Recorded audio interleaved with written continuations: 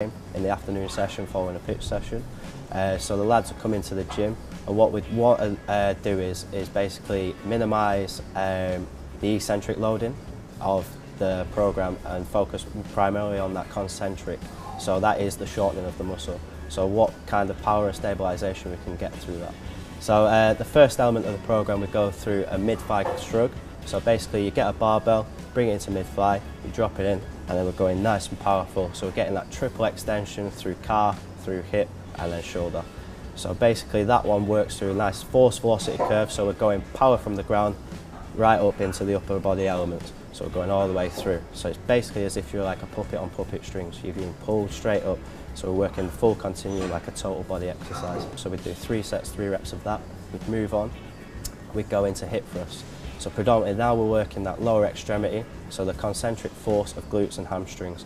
So what we want to do there is basically we get a barbell, our shoulders are back on a box, we sit in, and then bam, we power through again. We're going from posterior to anterior, working that drive, and then nice and gently stabilise, control through. So we want everything in line, shoulder, hip, knee and foot.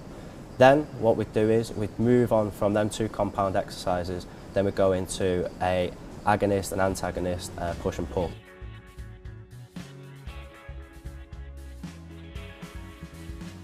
So we get that dumbbell chest press.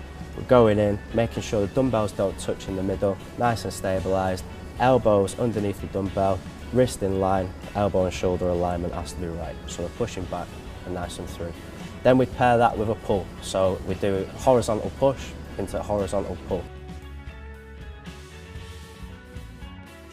So we go and get our stabilised leg onto the bench, other leg goes out for support, and then basically we're engaging hips back, keeping nice straight back alignment, then we're pulling that dumbbell in towards our chest, making sure that the back is working around the scapula, so it's nice and tight pulling in. So you feel that chest contraction, you feel that back contraction. So that's where you're working your agonist and antagonist pair around the shoulder. Then, once we've done 3 sets of that, 5 reps each time, we'll go into a rest period after each set. Within that rest period, I like to do a little bit of mobility work. So generally, we do different variations of shoulder, back and chest mobility. So the one that we did today was band pull aparts. So basically, you start in that kind of isometric hold of the chest, and then you're pulling that band apart, nice and in, and then you're pulling them scapulas together, all in line, just keeping that straight line at that 180-degree axis, and you just do 5 to 6 reps of that. So that would be in your minute rest.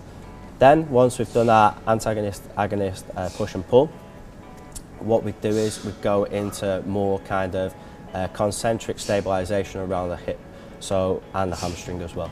So what we do is we'd use a Kaiser machine. This Kaiser machine enables us to put a force of resistance against our contractions. So what we're doing is mimicking a sprinting technique, but we're in a machine. So the force of the machine pulling us up, we're having to stabilise at the hip through extension and flexion to make sure that the hip isn't overextending or going through overextension when we're coming back.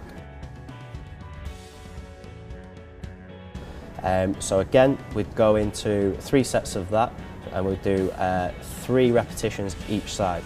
We'd then superset that again with Nordics. Nordics is a great exercise because it allows that hamstring stabilisation in that concentric holding.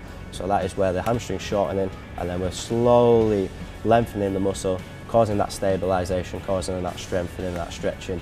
Nordics are a great exercise for injury prevention. Hamstring injuries that happen a lot in football. So what we try and do is we try and do low amount of volume of Nordics because they can be quite detrimental to muscle tearing. But at that same time you need that tear to cause that kind of adaptation for that strengthening. So we'd only do 2 sets of Nordics with 2 reps. We'd pair them together with the Kaiser sprint. So you do 3 sets of the Kaisers, in between you do the 2 sets of the Nordics.